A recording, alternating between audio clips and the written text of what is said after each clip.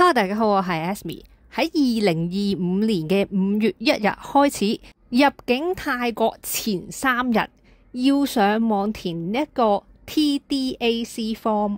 咁啱我老公咧就要喺5月1號咧就去泰國，咁所以今集咧我就會同大家一齊嚟填翻呢一個 TDAC form， 順便咧分享埋我老公喺5月1日入境嗰陣時咧嗰個情況啦，同埋有啲咩嘢要注意嘅。首先咧就填翻張表先啦，咁大家上翻一個網址，撳翻右上角揀翻中文，跟住咧就填翻自己個人私料。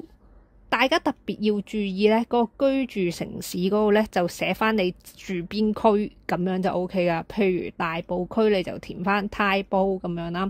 咁而嗰個香港嘅區碼就係852嘅。咁填完呢啲嘢之後咧就撳繼續。喺到達信息嗰度咧，你就即係你到達去泰國嗰個資料啦吓。咁譬如你係飛機嘅，咁你咪揀翻 air 咁樣咯。咁跟住特別要注意嗰個運輸方式。咁我哋一般搭飛機嗰啲咧，就係揀翻嗰個 commercial flight。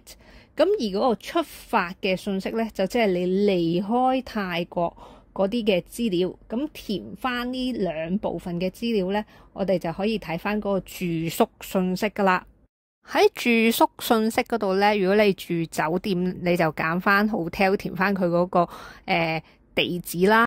但係填地址咧都有啲嘢要注意嘅，譬如舉例，我就住呢一間酒店啦。咁我哋喺嗰個省份嗰度咧，我哋就揀翻 Bangkok District Area 咧，我就揀咗呢一個。但係個 subdistrict 嗰度咧就冇 KLONGTON， 而咧 TAN 就有。咁我就唔駁啦，我都係揀翻我原本嗰個地址有嗰個咩 TOEI 嗰個就算啦。咁之後咧就將其餘嗰啲地址咧我就打咗落去啦。同埋因為我驚我嗰個地址有啲唔啱咧，所以我就打埋嗰個酒店名落去，跟住咧就撳翻嗰個繼續。跟住呢一度嗰個健康聲明嗰度咧，就即係話你去泰國之前2個星期內去過邊一個國家，可以係多過一個國家噶吓。咁你填完之後咧，就可以撳預覽，睇翻之前打嗰啲資料咧有冇錯。錯嘅話咧撳翻編輯，冇錯嘅話咧打翻個 email。跟住咧就撳翻嗰個剔剔，跟住你就會見到有一啲條款噶啦。咁你接受翻佢個條款，跟住咧提交翻佢咧，佢咧就會即刻彈咗個 PDF 檔俾你噶啦。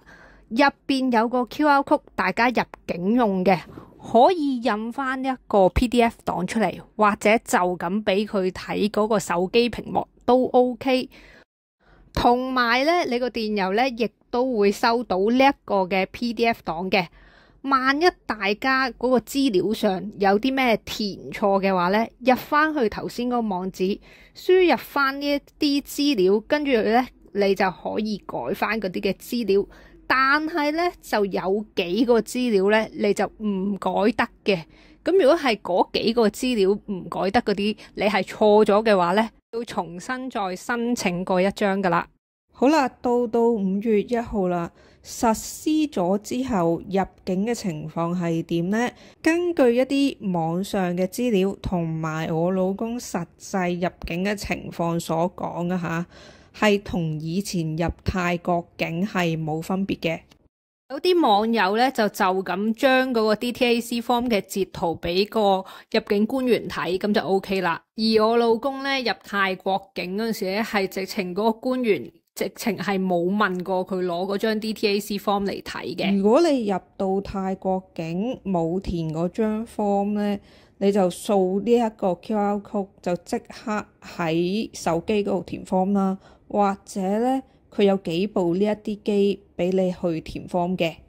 今條片係咁多啦，大家記得 like、subscribe、comment 同埋撳埋個鐘仔。